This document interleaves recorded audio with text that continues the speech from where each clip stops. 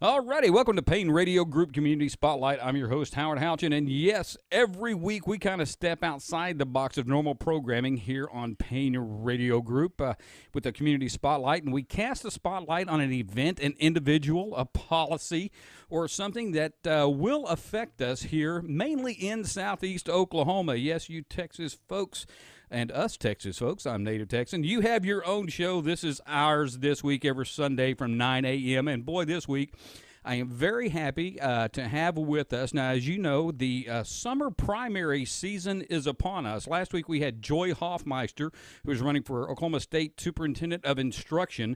And every week, we're going to try to bring at least one, two, maybe three candidates in here to get them to talk with us, to kind of relay some of their views and their thoughts and their visions for Oklahoma. And I am really, really thrilled to have with us this week a U.S. Senate candidate. This is former State Senator Randy Brogdon. Randy, sir, how are you doing today? Howard, I'm doing great. Good to see you. You're always doing great, though. Feeling good. Yeah, you know, you're kind of like me, just a little bit. And I'm not gonna. I don't want to get you in trouble. Believe me, is that you've always got a smile on your face. Yeah. You're always happy, even when things may not be going your way. You're always happy. You got a smile on your face, and you're positive. That's right. Well, the joy of the Lord is my strength. There you go. There you go. Now, I called you Randy. Is it okay? Because I know you're former state senator. I could call you Senator Brogdon and get away with it right now. Yeah, you can call me Randy. I'm going to call him Randy. Now, let's if I read your bio, that would honestly take up all of our time. I'm not going to read your bio, but what I want to kind of get into, we'll kind of ask questions that you can bring up the information into your bio, but. You know, here is Randy Brogdon, former state senator, a very successful, and this isn't just my opinion; it's well known. A successful, got a lot accomplished as a state senator. Yeah. Running for U.S. Senate, national, statewide campaign. How's the campaign going first? Well, you know, any statewide race is a long, hard road to travel. But I would tell you, it is a very enjoyable thing that I do. I enjoy campaigning. My wife enjoys campaigning with me. She's not with me tonight, but oftentimes she does go, and we have a great time moving around the state and meeting people. That's the fun part of okay, I'm going to interrupt you, and you and your wife will understand why I'm going to interrupt you, because look, I think about politicians like you think about politicians. Yeah, exactly. I mean, but you'll hear politicians go around and go, "Oh, you know, this is my better half. This is the," and they don't seem sincere. And folks, I'm here to tell y'all something.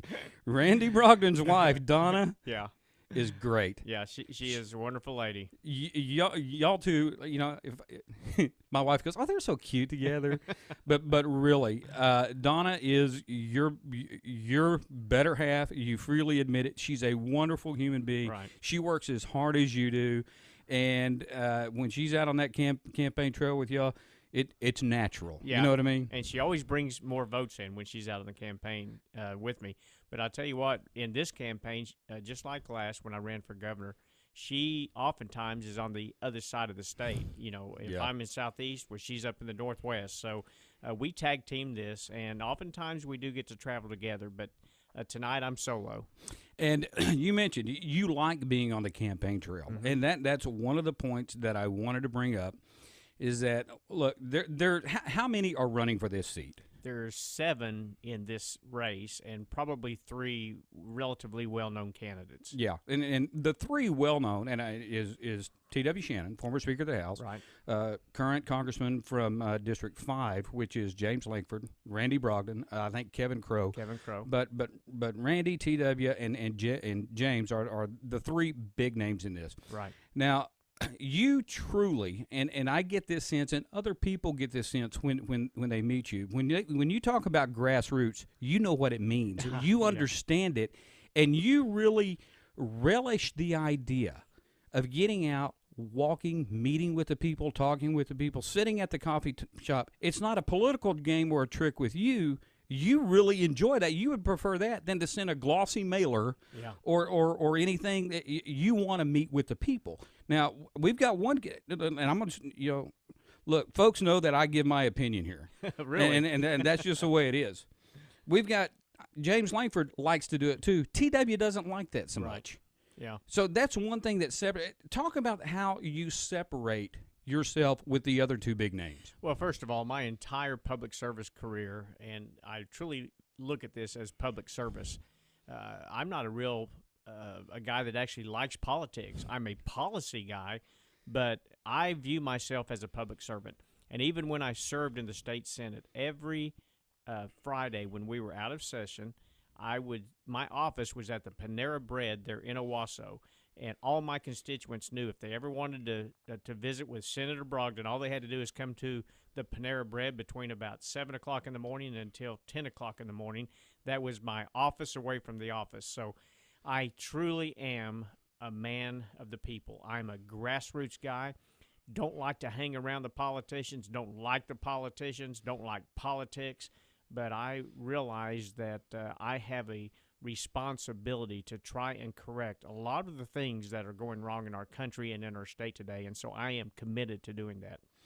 And which you're a real easy interview because it just goes. You segue into everything. The next thing that I want to talk about here is one of the things that you want to do is go to Washington and raise awareness, right, and be very vocal in public about what's going on.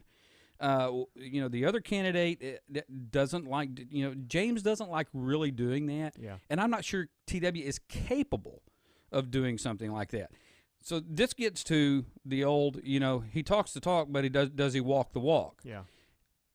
How are you different from the other two candidates? Does your rhetoric match your actions? Yeah, they perfectly align with each other. I have a very high conservative constitutional voting record. As a matter of fact, 6 of the 8 years that I served in the state senate, I had a 100% voting record, a lifetime average of 93. You contrast that with my other two opponents, Langford and Shannon, they have in the mid to low 70s. So now they will talk about limited government and lower taxes. They'll even throw out the word sovereignty and liberty occasionally, but their rhetoric truly does not match their record. And I think that is important when voters are looking to see who they're going to vote for, they need to get to know their elected officials.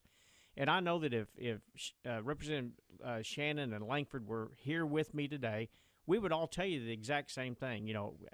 We're Christians, we're family men, we're Republicans, we're conservative. So how are the people supposed to make a determination on who to vote for when we all sound alike?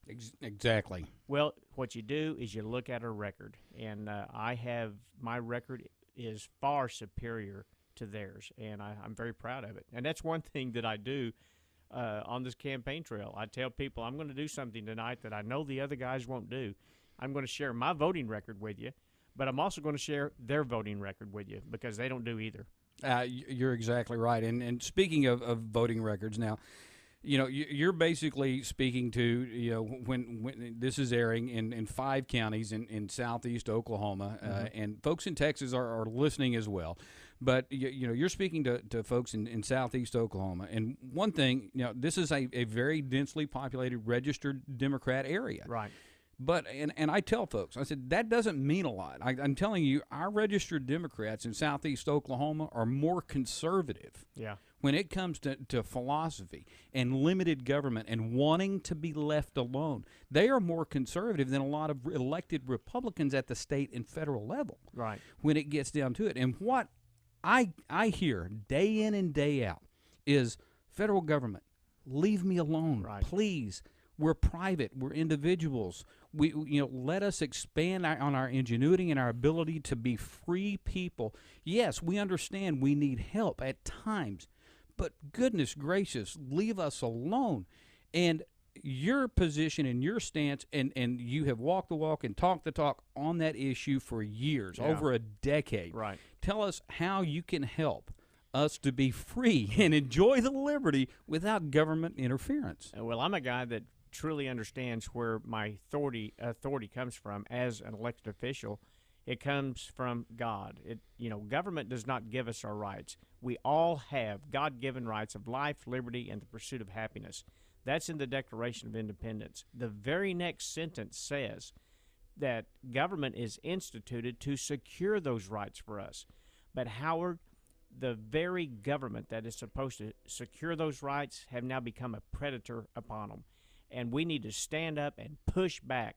And my entire public service career, I've been pushing back on the federal government especially. Also, I've been pushing back on state government and trying to get government out of our hip pocket, out of our bedrooms, out of our backyards, and just like you said, leave me alone. I don't need government. You don't need government directing our every move, whether it be our families or jobs, through regulations and taxes.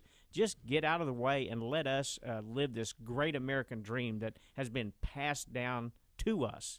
But now it's in trouble, and it's going to take us to really push back and fight against the status quo, and that's what I'm doing.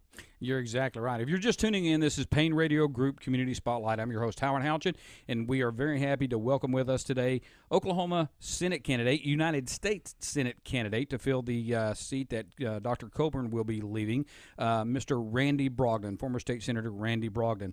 Now, Randy, and yes, he has allowed me to call him Randy. But actually, again, folks, I just shoot straight with folks. I've known Randy for quite a while, right. And but yeah, thank you for letting me call you Randy. Randy, Mr. Lankford has been a U.S. congressman, right? And I'm just going to be 100% honest with everyone. I like James Lankford. I do too. The guy is a rock solid guy. You can't help but like him. Mm-hmm. I think his heart is true. I think he intends the best. I really, really do. TW is a little bit different story. It's a little more complicated. You got to like TW, too. Yeah. He's a likable individual. But you approach things from a little different perspective because your background is a little bit different. Yeah. You were in the state level. Yeah, TW was as well. James wasn't. You saw what effect federal overreach had into state affairs. And look, folks, quite frankly, it gets us into a lot of trouble. It does. So how are you going to be able, now that, if you win this and you're at the federal level, will you be able to rein in some of those strings and everything of the usurpation of power and the feds that dictate down to the state level? Because it's not just individuals. Most of the power that the feds utilize goes to, all right, well, we're gonna get with the state legislature here in this state, and this state, and that's how we're going to impose our will. That's exactly right. And legislators around the country have given up their authority, given up their power, given up their state sovereignty in exchange for a pittance, maybe a little payola from the federal government. But Howard, I tell you, I have, like I mentioned a while ago, I've been pushing back against the federal government on constitutional issues for a long, long time. Let me give you a couple things where I fought the feds and I actually won. One of them was the Real ID Act. You were involved with that. You knew what was going on during that whole process. An unconstitutional act pushed down by Congress, Real ID of 2005, that mandated that the state of Oklahoma collect biometric information and fingerprints just to issue us a state driver's license. The federal government has no authority to do that whatsoever. I wrote legislation to opt out of the Real ID Act. Since that time, 34 other states, they too have opted out. They copied our legislation. They opted out, and Janet Napolitano stood before the cameras about 2.5 years ago and made this statement: Real ID is dead because the states wouldn't cooperate. And the point behind telling that story is we don't have to cooperate when government, the federal government, is operating outside of its constitutional authority. The NAFTA superhighway, I stopped it dead in its tracks by passing legislation to prevent the NAFTA superhighway from confiscating 37,000 acres right here in the state of Oklahoma. Many thousands more acres were at risk in the state of Texas because of that policy that was trying to be pushed through. So it takes a concerted, it takes a dedicated effort, it takes someone that is courageous and bold to stand up and push back and take the old Nancy Reagan approach. Just say no. We're not going to do that because we don't have to. Yeah, exactly. Now, there was a vote today, and I'm, I assume a lot of things, but I know you well enough to know that you know where I'm going with this. There was a vote today on a federal level bill that it was named, and I always look, folks that listen to this show know that when when a bill has this real warm and fuzzy name to it, we're in trouble. you're in trouble. And this bill was the Privacy Protection Personal Privacy Protection Act, or the Personal Freedom Act. Right. That's what it was. Named the Personal Freedom Act, and basically what it did was say, okay, government, you're allowed to collect data, metadata on individuals. Yeah. Now, look, I'm just calling it like it is. James Langford voted for that bill, and when it comes to protecting my natural rights, my privacy, my ability to be autonomous if I want to be, he's voting against me and virtually every. And again, the folks down here in Southeast Oklahoma want to be left alone. They don't like the idea of being surveilled without warrant. We kind of believe in a rule of law, And I'm not going to ask you, well, why did James vote for it? I hope to ask him. But how would you have approached that? And would you have been, what I'm asking is, how vocal would you have been with your opposition? Well, I would have been very vocal, and we had this little thing called the Fourth Amendment. You and I already have a reasonable expectation to be secure with our papers and our personal effects. And the federal government has no authority to be snooping on us without a search warrant and without probable cause. We don't need some other little statute by another politician to try and, quote, provide security for us. Look, we have the security that we need when we remain a free people. Our liberty is being sucked away from us right now by politicians in Washington, D.C. Howard, I believe that the greatest threat to our liberty and our economic prosperity is coming from Washington. Bad ideas, bad policies, bad politics by a lot of bad politicians is stripping our liberty away from us, running jobs overseas, running manufacturing out of this country and out of this state. And we've got to stem the tide. We've got to stop it dead in its tracks, and it's going to take, like I said, a concerted effort by some good guys to go serve the people for the right reasons. Status quo politics has got to stop. You're exactly right, and you touched on something that's very near to my heart and virtually everyone in the listening area right now. As you know, we're in Southeast Oklahoma. It's one of the poorest areas of the state. When you take all of the counties, per capita income, you take how many is on disability, right? Unemployment, everything. We don't do well economically in Southeast Oklahoma, and I've always felt that, and there's a lot of people that have valid arguments against this. But you talked about sending manufacturing jobs overseas. Not just manufacturing, but jobs in general are going overseas. We have the highest rate of unemployed people, and I know how they calculate unemployment. It's not right, but there are more people unemployed today than have ever been. Sure. And we need jobs. People here want jobs in Oklahoma. Right. And your philosophy, how you approach things, how can you help expand our economic base? Right. Not only just in Southeast Oklahoma, because have a healthy economy, you need to have robustness spread out, not just in Oklahoma City, not just in Tulsa. All over. Or it's got to be all over. And as a U.S. senator, you're going to have a little bit of say in how you go about this and what you believe the best path is towards that goal. Here's the only path: free market. I spent 30-plus years owning my own companies. 1971, I had a remarkable experience. I joined the ranks of entrepreneurialism. I loaned my dad $500 in my 1963 Chevy so Dad could start our little family air conditioning business. And I tell you, I've lived the dream my entire life. I've been able to provide a good living for my family through my businesses that I've owned. I have been able to provide a good living for a lot of other families that have chosen to work for me throughout the years. And I appreciate the fact that I had that opportunity, but that opportunity is at risk today because of the bad policies. So here's how we fix it. Number one, we stop this overburdensome tax structure that we have. I got a very simple solution when it comes, or a very simple way to tax. You tax less what you want more of. You want more jobs? Stop taxing. You want more productivity and more manufacturing? Stop taxing it. We also have to get rid of this regulatory attitude being pushed down from Washington, D.C., by the way, which is unconstitutional. The EPA has no authority to tell the state of Oklahoma or even our neighbors in the state of Texas where we can drill, what crop we can plant, or anything like that. The EPA just has no authority, yet we allow that to just infringe on our rights on a daily basis. So we've got to change the attitude at 23rd and Lincoln here in the state of Oklahoma. They need to change the attitude down in Austin as well, and let the state legislatures reclaim the power, the authority, and the sovereignty and protect that within their own states. Howard, I'm convinced of this.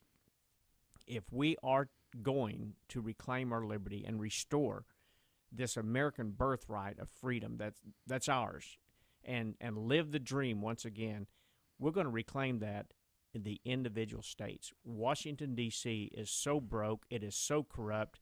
There's no fixing it. And I'm not trying to go to D.C. to manage the mess. I'm going there to dismantle it, little by little, lot by lot, and I'm going to restore what is rightfully ours and give my kids and my grandkids a chance to live the dream like I have.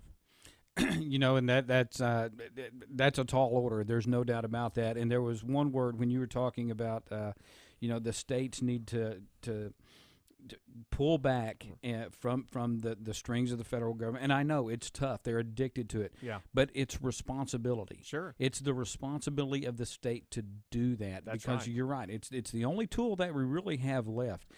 Look, we're running a little close on time, but I want to get into this. There are three big names in this race. There are two huge, big money-making machines, and there's no other way to put this.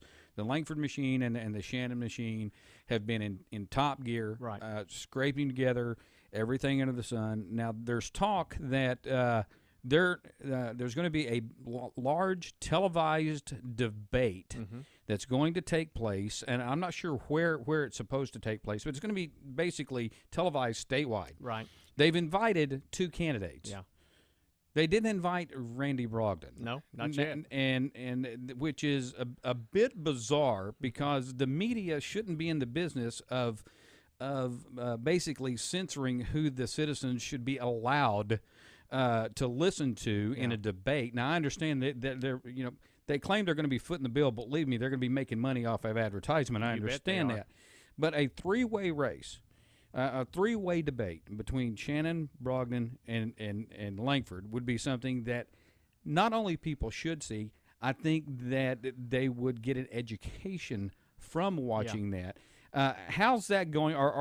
Is any pressure being put on? Is KOTV, I believe it is, or it's the CBS affiliate, Channel 6 in Tulsa, Channel 9 in the Oklahoma City area, and there's a lot of pressure from around the state trying to make sure that they don't block me out or black me out of not being able to be in that debate. Howard, I received 95,000 votes when I ran for governor.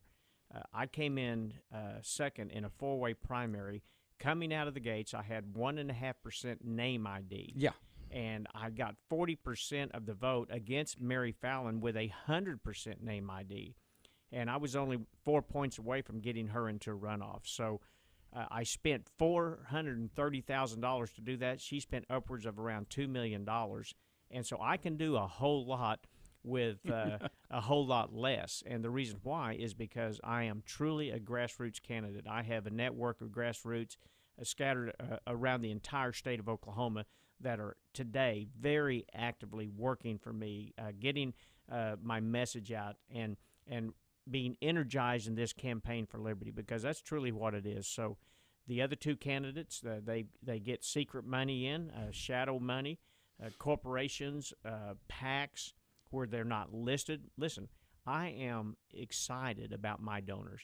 That $430,000 I raised, my average donation was $88. You look at the other two races, they have well over $1 million, probably upwards to $1.5 million now in their account. They're getting these donations from corporations and PACs and secret donors that they don't list all of my donors are listed on the FEC. I'm proud of mine, and it's, it just is kind of troubling to me. Don't they really care where their money comes from? Are they not interested where that money comes from?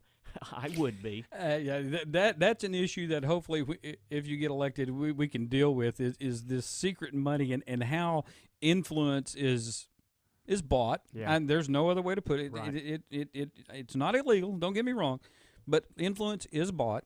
And maybe if you get elected, you can do something about that. But the idea is that the CBS affiliate is wanting, and what they're basing the argument on is, well, Randy's not polling as well Right. as Langford and TW. And okay, I'm gonna say okay, I'm gonna agree with them for sake of argument. Say okay, Randy doesn't poll as well. First thing that I notice, and look, I'm not a statistician. The first thing I notice is where they get their results from. Yeah. And I'm going to question that. But second of all, is that you alone, the name recognition, Randy Brogdon pulling 40% against Mary Fallon, that tells you common sense would dictate this is a guy that needs to be in a debate. This is a guy that has been front and center, has not been bashful at all, and he will tell you like it is. Mm-hmm. He's not, he's not too far left. He's not too far right. He has a proven track record. This is the individual that should be in there with Langford and Shannon. Right. And so I know that there is a campaign to try to get, is it Griffin Communication? Yes, I Griffin, don't even know. Griffin, okay. Yeah. But anyway, folks, if you're interested out there, please get a hold of Griffin Communications here in Oklahoma. I'm sure you can Google that, Channel 9 and Channel 6, and urge them to allow Randy in that statewide televised debate.